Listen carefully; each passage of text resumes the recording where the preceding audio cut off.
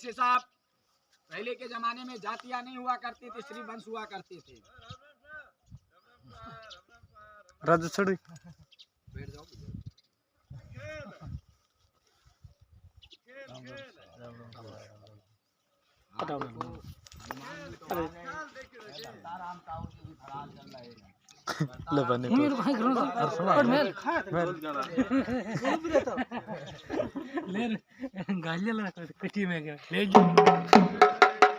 तो वंशों के जमाने में अपने समाज का कौन सा वंश था और कहां से वंश स्टार्ट हुआ साहब? हिंदू धर्म में बनाए हुए 4 वेद, 6 शास्त्र, 18 पुराण हैं। इसमें एक निकाला गया था ब्रह्मा पुराण। जब सृष्टि का निर्माण हुआ तो भगवान विष्णु के नाभि से कमल का फूल हुआ था। कमल पे ब्रह्मा जी के 10 मानस पुत्र हुए थे, जिनके नाम थे सूरसेन, अंगिरा, अनादि, नारद, चाणक्य, मारीची, पुंडृषि, मनोऋषि, कश्यप, दक्ष।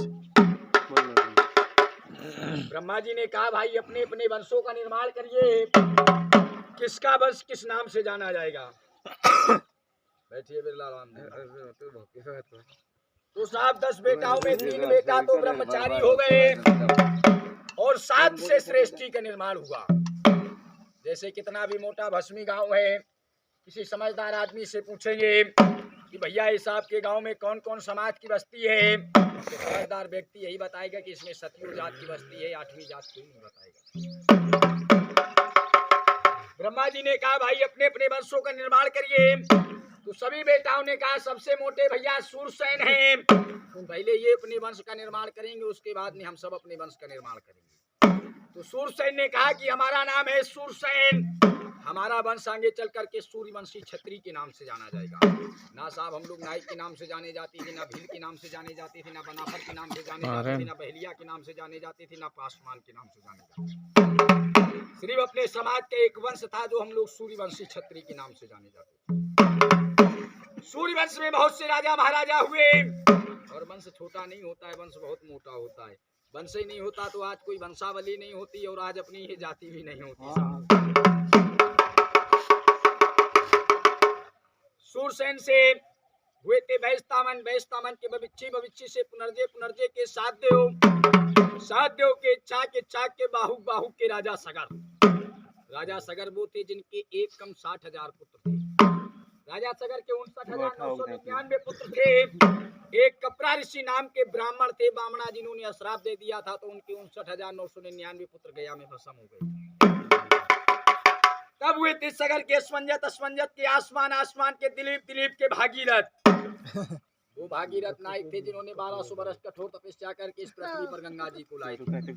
राजा सगर के पुत्रों को जिंदा में तो एक लोटा गंगा जल नहीं पिला सके, लेकिन मरने के बाद में गया तक गंगा जी ले जाकर के उनकी हड्डियों का संतुलन दिलाया था। कहाँ चल दिए भाई साहब?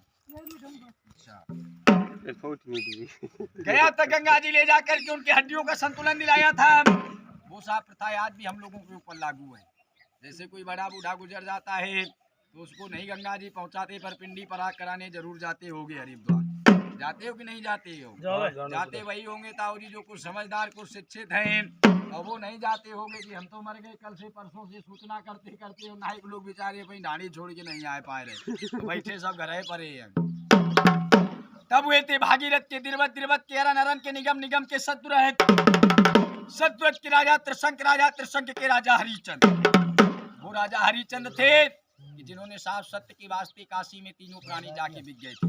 जब वो राजा थे तो हरिचंद थे, और जब उन्होंने कलुआ डोम के घर में पानी भरा था तो वही राजा हरिया थी सब। तब हुए थे हरिचंद के रोहित के हरित के चमदेव के सुखदेव के मानदाता के विश्व के दृढ़ बाबू के रघु के प्रतु के अज के राजा दशरथ के 4 पुत्र हुए थे, राम, लखन, भरत, शत्रुघ्न। राम का भी जन्म अपने नाई कुल में हुआ था, लेकिन हमारे पास इतिहास वो रखा हुआ है, आप पढ़ के देख सकते हो। मर्यादा पुरुषोत्तम राम का जन्म भी अपने नायक कुल में हुआ था, पर अपनी नायक समाज इतनी भोली है कि अपने समाज के इतिहास की तरफ गौर नहीं देगी। हमने बुलाया सब नायकों को तो नहीं आए, नहीं अभी 2 ढोला मारू की पेटी रख देते तो एक एक करके मैं बच्चों सहित आ जाते। अपने समाज की कोई मीटिंग होती है, कोई रैली होती है, तो अपने समाज के लोग नहीं पहुंच पाते। क्योंकि जो अगर कहीं जाओगे, कुछ जाने से ही, कुछ पाने से ही, कुछ चलने से ही मिलता है। घर बैठे कुछ नहीं रखा है, चाहे बकरियां चराते रहो सारा दिन। अपने नायक समाज के लोग ये सोचते होंगे, ये अपने समाज के राजनट हैं, इनके खेल में जाएंगे तो 100, 200, 500 रुपए देना पड़ेगा। बन जाए तो देना, ना बने तो मत देना। 5 वचन आशीर्वाद दे देना, इतना भी काफी है। और वो भी ना बने तो ढाणियों से जब जाए तो 5-5 गालियां दे देना, वो भी अपने बही में लिख लूंगा, आगे बखान करते हुए चला जाऊंगा। लेकिन थोड़ी देर के लिए समय निकालना चाहिए समाज को। ये अपने समाज के राजनट आए हुए कुछ समाज की बातें बताते हैं। राव जी आएंगे, आपके बडेरों का नाम बताएंगे। 1100, 2100, 5100, 11,000 की टिकट काटेंगे, चले जाएंगे। और हम लोग अपने राजा महाराजाओं के नाम बताते हैं कि अपने समाज में इतने राजा हुए। जैसे जब समुद्र का मंथन हुआ था, अब सुनेंगे कि अपने नायक समाज का नायक नाम बहुत पहले पड़ा था, राम का जन्म बहुत बाद में हुआ था। जब समुद्र का मंथन हुआ था तो साहब उसमें जहर भी निकला था, अमृत भी निकला था, एक कामधेनु गाय भी निकली थी। जो जहर था वो भगवान भोलेनाथ को पिला दिया, अमृत सभी देवताओं ने बांट करके पी लिया। कामधेनु गाय जो थी वो परशुराम जी के पिता जगदम्बी ऋषि ले गए। उस गाय में 2 खूबियां थी साहब। 2 खूबियां कौन सी थी कि जो मांगो वो प्रवेश करती थी, और एक बार में 1.25 किलो सोने का पूटा करती थी। हेलो, कर लो बात, कर लो, बाद में बजाएंगे बाजा। हाँ बोलो।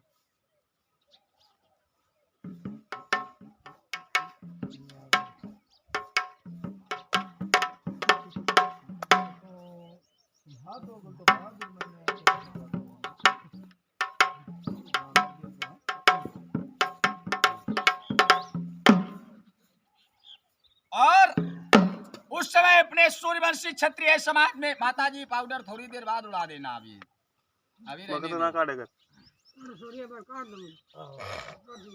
तो अपने सूर्यवंशी क्षत्रिय समाज में राजा हुए थे शेषरा बाहु, जिन्होंने जगदम्बी ऋषि को मार करके कामधेनु गाय को छीन लिया था। उस समय परशुराम जी महेंद्र पर्वत पे अपनी तपस्या कर रहे थे। मां की रोने की वेदना जब परशुराम ने सुनी तो परशुराम का आना हुआ। बोले मैया तुम क्यों रो रही हो? बोले एक तुम्हारे बाप को सूर्यवंशी क्षत्रिय राजा मार के कामधेनु गाय को छीन ले गया। तो परशुराम ने कहा माँ आपने अपने छाती पे कितना मुक्का ठोका है? तो मैया रेणुका कहने लगी कि मैंने छाती पे अपने 21 मुक्का ठोका है। मुक्को कहते हैं हमारे इधर, आपके इधर कुछ नहीं कहते हो। 21 मुक्का ठोका है। तो कहने लगे माता जी मैं भी ब्राह्मण का लाल नहीं जो 21 बार क्षत्रियों को पृथ्वी से बेहिना। ठीक है। तब उन्होंने अपना फरसा उठाया था और इस पृथ्वी से एक बार नहीं लगातार 21 बार क्षत्रियों को बेहीन किया, पर क्षत्रिय कम नहीं पड़े। क्षत्रिय कम नहीं पड़े, कितना भी मारा कितना भी काटा, पर अपने क्षत्रिय कम नहीं पड़े। अंत में हुआ क्या? अंत में हुआ क्या कि छोड़ दिया क्षत्रियपन के ताना बाना को, रोज सपना लिया, जंगल में चले गए, जंगली हो गए, पर मरना कबूल नहीं किया। उन्होंने क्यों नहीं मरना कबूल किया? आज जो अगर सब क्षत्रिय बन जाएंगे तो आगे अपनी जनसंख्याएं, अपनी संतानें नहीं बच पाएंगी। तो जब जंगल में परशुराम ने आक्रमण किया कि भाई कौन से गढ़ के, कौन से राज के निकले हुए, कौन से राजा की संतानें, कौन से क्षत्रिय हो तुम? तो कहने लगे ना मैं कोई गढ़ का निकला हुआ, ना मैं कोई क्षत्रिय हूँ, मैं जंगल में रहने वाला जंगली क्षत्रिय हूँ। मैं जंगल में रहने वाला जंगली क्षत्रिय हूँ। तो कहने लगे परशुराम जी ने वहीं पर 2 श्राप दिए थे अपने समाज को, और आज भी बरकरार चल रहे हैं साहब। बोले आज तुमने युद्ध करने के लिए हमसे लड़ दिया है, कह दिया कि मैं जंगल में रहने वाला जंगली क्षत्रिय हूँ, ना कोई राज्य का राजा हूँ और ना कोई राजा हूँ। आज से कलयुग तक जो तुम्हारी संतानें शाखाएं चलेंगी वो जंगली के ही नाम से जानी जाएंगी। जैसे जंगल के इधर चले जाएंगे भीलवाड़ा साइड में तो आदिवासी भील कहते हैं, वो जंगली हैं। ठीक। दूसरा श्राप दिया था कि तुम्हारे नायक समाज में सब कुछ होगा, धन होगा, दौलत होगा, जमीन जायदाद सब होगा, पर तुम्हारे समाज में कभी सुमत संगठन की एकता नहीं होगा। वो आप लोगों के सामने प्रमाण चल रहा है। और जरूर। एकता की तो बहुत दूर की बात रही। अब देख लीजिए नायक समाज में क्या चल रहा है। जैसे सबसे पिछड़े हुए मेघवाल थे, आज सबसे आगे हैं। जिनका 1.5 हाथ का फावड़ा था दूसरों का चबूतरा बनाने का, आज वो सबसे आगे क्यों हैं? उनके समाज में पढ़ाई लिखाई शिक्षा है। भीमराव अंबेडकर ने एक उंगली उठाई थी कि एक बन के रहो, आज वो एक में बन के चल रहे हैं। और अपने नायक समाज में स्वयं भगवान का अवतार हुआ तो खूब ढोला मारू चेप रहे हैं। बच्चों को पढ़ाने लिखाने पे ध्यान नहीं देते हैं। 500 रुपए की दारू पी जाएंगे पर 100 रुपए की बच्चों को कॉपी नहीं लाएंगे कि अपना आगे भविष्य बना सकूं। मैं तो आज आया हूँ, ढोलक बजाऊंगा, खेल करूंगा, चला जाऊंगा। लेकिन मेरा एक समझाने का मतलब है कि भैया लोग ढोला मारू पे थोड़ा काबू दो और बच्चों के भविष्य की तरफ थोड़ा ध्यान दो। बच्चे आपके पढ़ेंगे लिखेंगे शिक्षित बनेंगे, doctor DM collector master police जज डीएम जो कुछ बनेंगे, नाम आपका रोशन होगा, हमारा नहीं होगा। हम तो आ जाए फिर प्रोग्राम करने आएंगे, चले जाएंगे। ये आप लोगों की मर्जी की बात है। नहीं ऐसे ऐसे अपने नायक समाज में वीर हुए, हमेशा अपने समाज में योद्धा रहे। जैसे द्वापुर में एकलव्य भील का नाम सुना होगा साहब। हाँ एकलव्य भील। उसकी भी मन में इच्छा जागी थी कि मैं भी गुरु द्रोणाचार्य जी के पास में बाण विद्या सीखने जाऊंगा। काफी प्रयास किया और गुरु द्रोणाचार्य जी ने कहा मैं तुमको बाण विद्या नहीं सिखाऊंगा। बोले क्यों? बोले मैं ब्राह्मणों को और क्षत्रियों को बाण विद्या सिखाता हूँ, दूसरी समाज को बाण विद्या नहीं सिखाता हूँ। तो एकलव्य भील बोला प्रभु किसी समय मैं भी क्षत्रिय था। बोले क्षत्रिय थे तब थे, लेकिन अब परशुराम का श्राप लगा है, अब तुम क्षत्रिय नहीं हो। यादवासी भीलों में बाण विद्या नहीं सिखाऊंगा। एकलव्य भील घर को नहीं गया, वापस जंगल को चला गया और जंगल में जाकर के घास का फूस का पुतला बना करके उन्हीं को गुरु द्रोणाचार्य जी मान करके बाण विद्या चलाना सीखा। और आज ये पत्थर की जो पूजा हो रही है अपने भीलों की देनी है, जो पत्थर की पूजा हो रही है। नहीं पहले स्वयं भगवान दर्शन देते थे आकर के, अब भगवान दर्शन क्यों नहीं देते हैं? अब लोग भगवान को ऐसे मानते हैं कि हे प्रभु मेरा मकान नहीं है, मकान बन जाए, मेरे पास पैसा नहीं है, पैसा आ जाए, मेरे पास भैंस बकरी नहीं है, वो कहाँ से आ जाए। ये कोई भगवान से नहीं कहता है कि हे दीनानाथ हमको आपके दर्शन मिल जाए। दर्शन कोई नहीं मांगता है, स्वार्थ मांगती है। 5 बजे के बाद भगवान भी मंदिर में पैक हो जाते हैं, ताला लग जाता है, तो बेचारे सेवा कहाँ से करें। घास का फूस का पुतला बना करके उन्हीं को गुरु द्रोणाचार्य जी मान करके बाण विद्या चलाना सीखा। और बाण चलाने में एकलव्य भील साहब इतना निपुण हुआ कि उसके आगे अर्जुन भी फैल था। आप लोग ताऊ जी बुरा ना मानो, ताऊ जी बुरा ना मानो, तो आप लोग इस साइड माचा डालो कि मैं इधर प्रोग्राम करूंगा तो सूर्य भगवान आ गए हैं। हाँ साम साम सूर्य ये ले लो।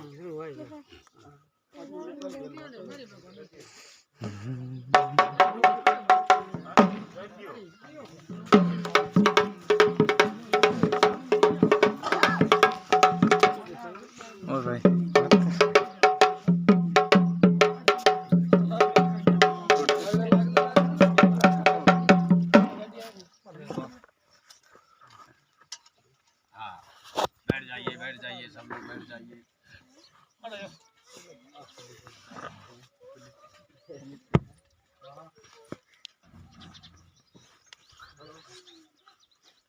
वो साहब बाल चलाने में एकलव्य भील इतना निपुण हुआ कि उसके आगे अर्जुन भी फैल था।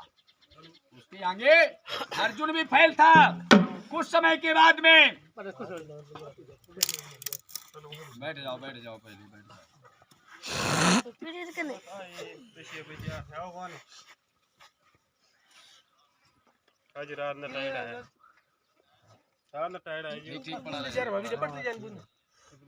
कुछ समय के बाद में जब साहब कौरवा पांडवों का महाभारत का युद्ध का समय आया तो यादवेंद्र सरकार भगवान कन्हैया ने द्रोणाचार्य जी से कहा कि आपका श्रेष्ठ चेला कौन कौन सा युद्ध के लिए मुड़ा है। तो भगवान कन्हैया से द्रोणाचार्य जी बोले मेरा अर्जुन के अलावा दूसरा चेला श्रेष्ठ कोई नहीं है। तो भगवान कन्हैया कहने लगे वो यादवेंद्र सरकार कहने लगे कि एक चेला है वो भी आपका, और वो जो रणभूमि में आ गया तो पांडवा जितने हैं सब मारे जाएंगे, जिंदा कोई नहीं बचेगा। बोले ये हमको नहीं पता है वो कौन है। बोले उसकी छल से या बल से किसी भी तरीके से बाण विद्या ले ली जाए। तब द्रोणाचार्य जी और भगवान कन्हैया एक साधारण साधु का रूप धारण करके एकलव्य के द्वार पे पहुंचे। एकलव्य के द्वार पे पहुंचे और उधर एकलव्य ने देखा तो कहने लगे, आइए महाराज, आपका कैसे आना हुआ, बड़े सौभाग्य हैं जो हमारे द्वार पे संत लोग पधारे। लेकिन एकलव्य ने ये नहीं जान पाया कि ये भगवान कन्हैया और गुरु द्रोणाचार्य जी हैं। वो अपना रूप बदले हुए थे साहब। ये जो था वो आधा घंटा पाछे फोन कर लेना। सब तो गुरु द्रोणाचार्य जी बोले, भाई हमारा तो आपके यहाँ आना हुआ, लेकिन आप बताइए आपका कहाँ जाना हुआ। बोले, आज भाई महाभारत कौरवा पांडवों का युद्ध है, हम भी युद्ध देखने जाएंगे। तो द्रोणाचार्य जी कहने लगे, भाई आप युद्ध देखोगे, युद्ध करोगे भी? बोले, मैं युद्ध कर लूंगा, जो हारी हुई पार्टी होगी मैं उस पार्टी से युद्ध कर लूंगा। बोले, हारी हुई पार्टी से युद्ध करोगे? बोले, हाँ। बोले, जीतने में तो दुनिया लड़ जाती है, आगे तो बढ़ना कठिन पड़ता है, पीछे तो दुनिया चली जाती है, मैं उस पार्टी से युद्ध करूंगा जो हारने वाली पार्टी हो। तो साहब द्रोणाचार्य जी ने कहा, भाई आप युद्ध तो करोगे, लेकिन आप ये बताइए आपका गुरु कौन है? तो एकलव्य कहने लगा, हमारे गुरु द्रोणाचार्य जी हैं। बोले, मैं नहीं मानता हूँ कि तुम गुरु द्रोणाचार्य जी के चेला हो। बोले, क्यों? बोले, जो अगर द्रोणाचार्य जी के चेला हो तो ये पीपल का पेड़ तुम्हारे द्वार के माइन खड़ा है, इस पेड़ पे एक बाण छोड़ो, पत्ते पत्ते पे छेद हो जाए, एक पत्ता भी टूट कर नीचे ना गिरे। ठीक, उन्होंने धनुष और बाण को उठाया और गुरु के चरणों में ध्यान लगा करके उस पीपल के माइन छोड़ दिया। बाण साहब पत्ते पत्ते पे छेद करता हुआ चला गया और एक पत्ता द्रोणाचार्य जी ने एकलव्य का नजर बचा के तोड़ के अपने पग के नीचे दाब लिया। जब पग के नीचे दाब लिया तो साहब उस बाण में ध्यान लगा हुआ था कि पत्ता कोई कुआरा नहीं बचना चाहिए, छेद सब में होना चाहिए। वो बाण साहब जमीन से जा करके और पाताल से घूम के वापस आया और जब वो पत्ता में लगा, पत्ता के लगने के बाद में गुरु द्रोणाचार्य जी के पग में लगा तो साहब 3 माचा दूर गिरे जा करके कि मान गए ये तो बहुत तगड़ा चेला है, इसके आगे तो मेरा अर्जुन भी फेल है। तब द्रोणाचार्य जी कहने लगे, भाई एकलव्य मान गया तो द्रोणाचार्य जी का चेला है, चेला है पर अभी तू चेला अधूरा है। बोले, इसका मतलब? बोले, अभी तुमने गुरु दक्षिणा दी कि नहीं दी?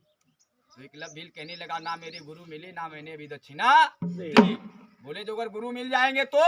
बोले, जो अगर गुरु मिलेंगे तो मेरा धन मांगेंगे, दौलत मांगेंगे, यहाँ तक कि मेरा सर मांगेंगे, वो भी हम कलम करके दे देंगे। साथ तिरवाचा करवा लिया, गंगा की सौगंध उठवा ली। तब द्रोणाचार्य जी और भगवान कन्हैया अपने असली रूप में आ गए कि मैं भगवान कन्हैया हूँ और मैं द्रोणाचार्य जी हूँ, हमको गुरु दक्षिणा चाहिए। कहने लगे, मांग लीजिए गुरुदेव, क्या चाहिए आपको? तो बोले, ना तेरा धन चाहिए ना तेरी दौलत चाहिए, सिर्फ हमको दाहिने हाथ का अंगूठा चाहिए। अंगूठा कटवा लिया था।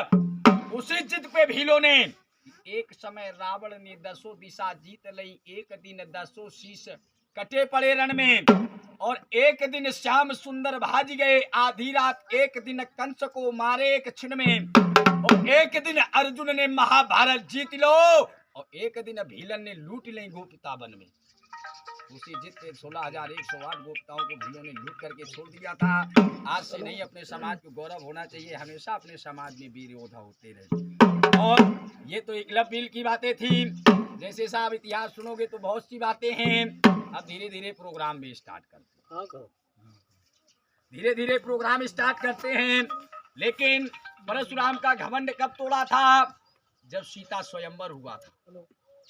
जब सीता स्वयंवर हुआ था तब परशुराम जी का घमंड लक्ष्मण ने तोड़ा था साहब कि हो अपराधी परशुराम उत्सव को बिगाड़ने आए, वो जब दही खा लिया मेरे भैया ने घी को निकालने आए।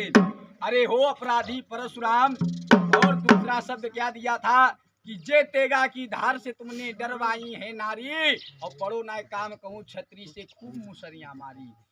इस तेगा की धार से तुम डरवाते हो, खुद अपनी माँ को मार दिया, तो क्या वीर गति दिखाते हो साहब। अब चालू होता है हम लोगों का प्रोग्राम। धीरे धीरे से सभी लोग हमारा प्रोग्राम देखेंगे, और कोई नायक भैया लोग हम लोगों के साथ में नहीं घूमते, आप लोगों की फोटो तस्वीरें हम लोगों के साथ में घूमती हैं।